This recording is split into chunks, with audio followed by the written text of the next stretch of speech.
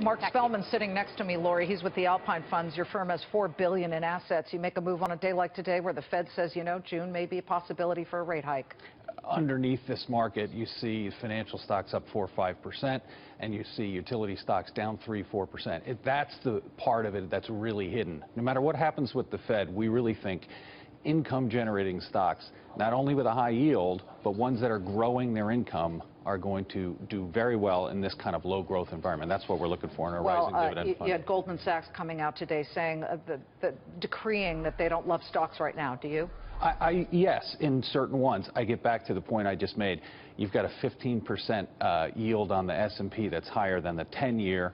So things still look good in certain groups, but active management is going to be very key going forward. Do you have a favorite sector right now, knowing what we know, that maybe June 15th we'll see a slight rate hike? Maybe.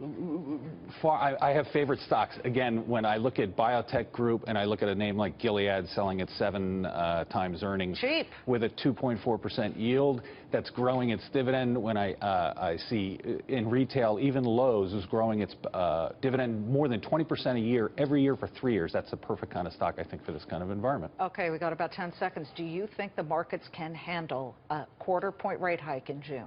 I certainly hope so. I mean, if you're only up at 50 basis points, again, we're off of emergency levels. So again, I think it's going to be key of where you're owning it. Again, I think dividends and income is going to be the key.